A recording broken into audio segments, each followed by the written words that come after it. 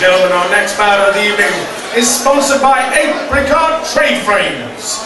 It is an amateur C-class bout held in the lightweight division under 70.4 kilograms or 155 pounds. And your first fighter making his way to the cage and into the blue corner, he is Trent the Warrior Woodcock.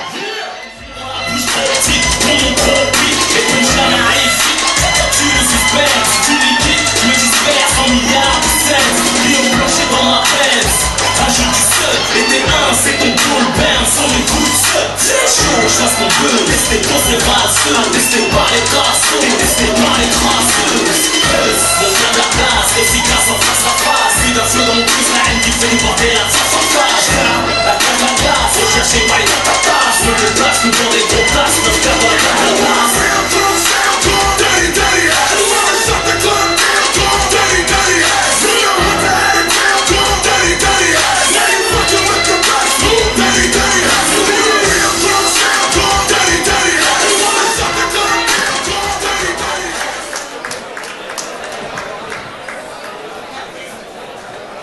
And his opponent making his way to the red corner.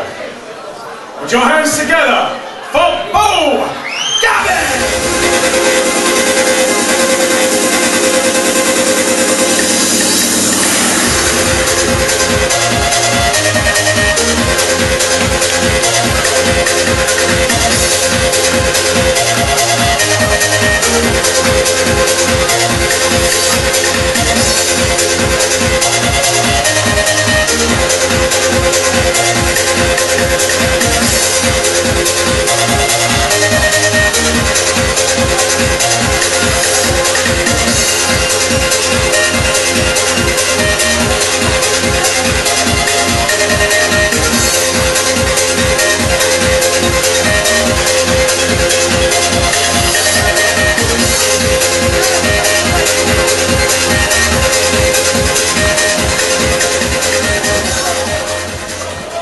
This fighter is 18 years of age, stands at 5 feet 8 inches tall, and weighed in at 67 kilograms. He has a record of 2 wins, 4 losses, and no draws. Hails from Chorley and represents British Combat. He is Trent the Warrior Woodcock. And across the cage in the red corner, this fighter is 15 years of age, stands at 5 feet 7 inches tall, and weighed in at 71.1 kilograms. He has a record of 6 wins, 1 loss, and no draws. Hails from Highton and represents Highton MMA. He is Beau Gavin. So here we go, our third bout of the evening. Trent Woodcock, a good solid fighter against Beau Gavin from the infamous Highton MMA camp. Straight away there was a bit of a floor sweep there, and we've got Trent Woodcock in the dominant position. He's in mount. It's not the strongest position again in rules where you've got no headshots, but he's got a very solid grapplers based mount position, very low. Beau doing his best to try and get some space here. He needs the reversal. Oh, he's gone straight into the Achilles lock. He's got both his legs round. He needs to work that submission. He needs to try and unbalance Trent. And there we go, it's on tight now. But he's lost it. Good step over there from Trent Woodcock. Beau Gavin sticking with the submissions, but very difficult to finish from that position. And he's had to give that up. Trent with the kicks to the legs. He's looking to pass guard there. He's fairly safe from this position. There is no up kicks to the head because there's no head strikes at all. Beau trying to chop away at those thighs. Unbalanced Trent. From this position, he's probably going to sink straight into a leg lock or try and get Trent into his guard. He doesn't want to end up in a side control position, but it looks as though Trent's managed to get there. Trent doing a good job in this fight so far. He's got that guillotine position. Again, difficult to finish, and indeed he's given it up. Couple of big knees to the body, and he's gone straight for the guillotine himself. So now Beau Gavin testing out the mettle of Trent Woodcock.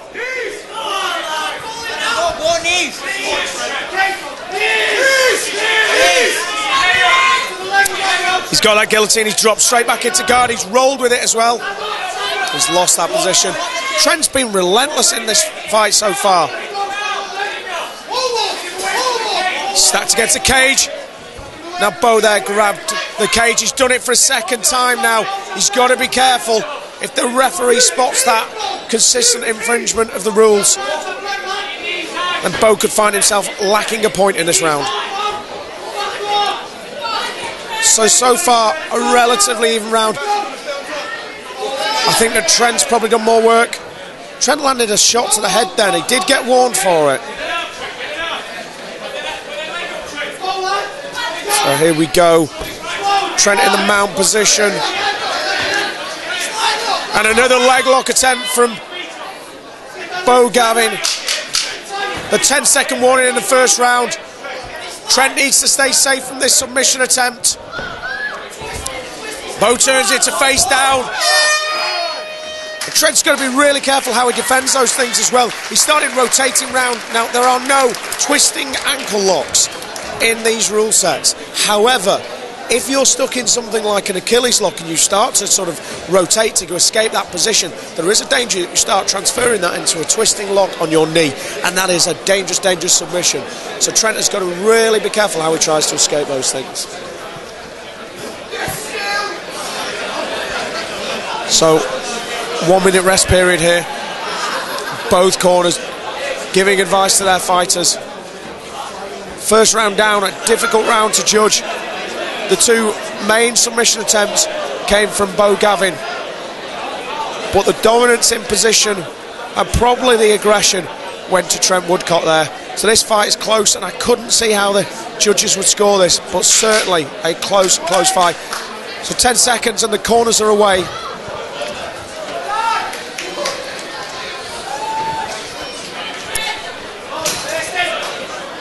And our referee, Paul Crossley, getting the action underway for the second round. A couple of kicks there from Beau. A couple of body shots. Oh, flying knees, got to be careful with them. He nearly caught Trent's chin. That would have been a big mistake.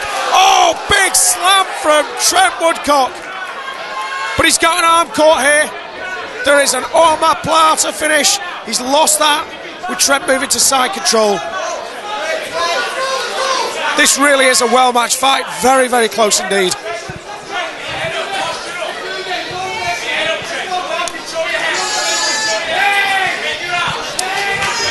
Beau Gavin looking for those submissions from guard. Trent using the slams to defend. Trent just seems to be able to hold the dominant position in this fight. Now, the judges could see that as dominance for grappling. I think Beau needs to start working on making sure that he keeps that top position and still continues to go for the submissions. If he can do that, I think he will get the nod from the judges in this round. But at present, he's underneath, he's in mount. There's not a lot of action, not a lot of submission attempts from either side in this position, and therefore the judges will fall on the side of the dominant fighter, the fighter on top.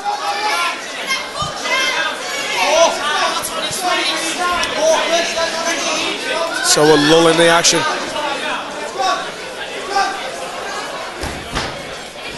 So High Time MMA, a good camp. They've not been around for too many years, but they really have been active on the scene, and they're often on a lot of shows in the Northwest. And their coach Sean, big fan of KFC and Burger King. He teaches them some good solid techniques, solid striking, and also lots of sambo techniques as well. The referee standing that up. There was definitely a lull in the action. Again, Beau's got to be careful with those jumping knees. If that lands on the head, then Trent could drop and he could find himself getting disqualified. Beau's got a quality in the striking. He's very crisp with his shots.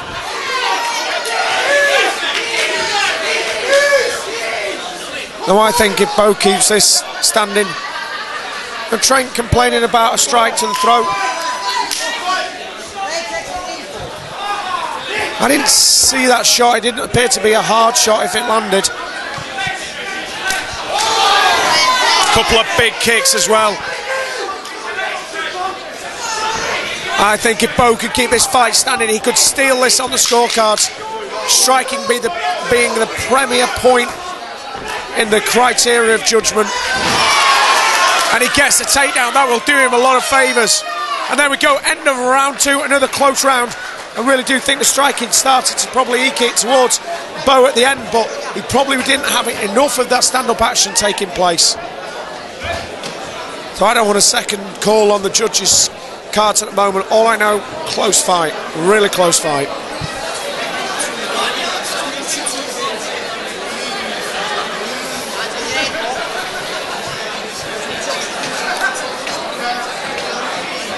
So instructions from both corner teams.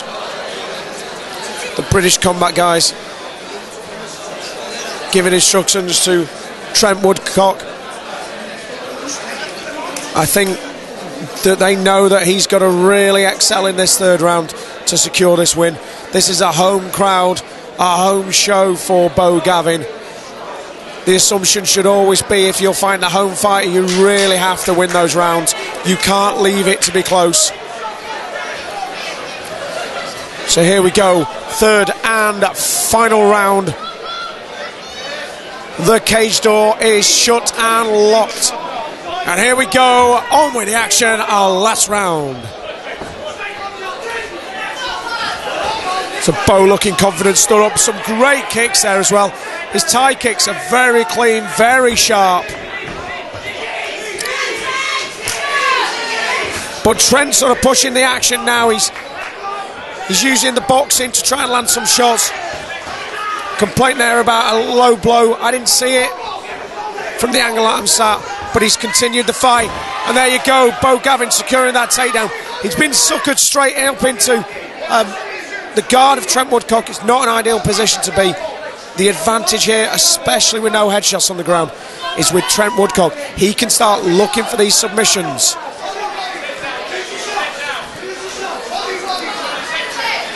At present, he's too still. This isn't an active guard. He needs to get those hips moving. He needs to get those legs working. And he needs to control Beau Gavin if he's going to look for submissions from here.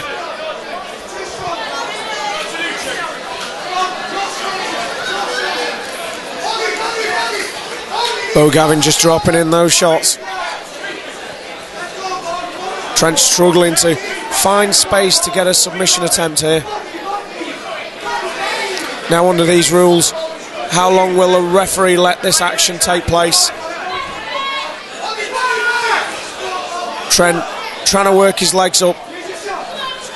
He's just not active enough in his guard here. He's not going for any submission attempts. Paul Crossley starting to get a little bit close to this action. And I think he'll be looking to stand this fight up pretty soon.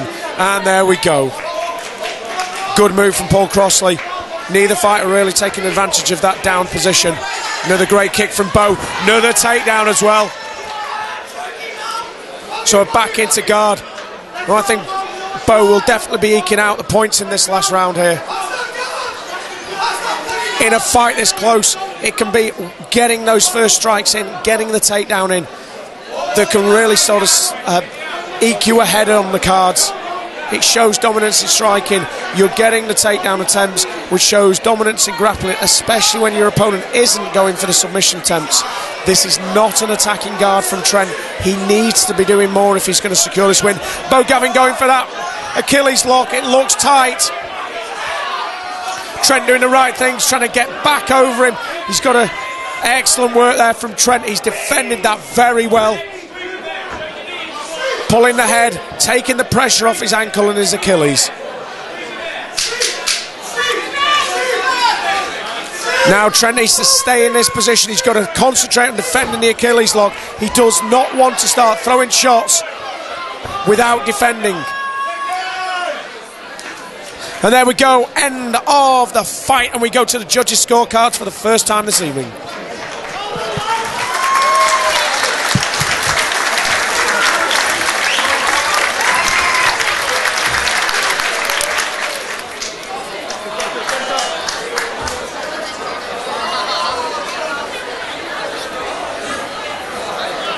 ladies and gentlemen.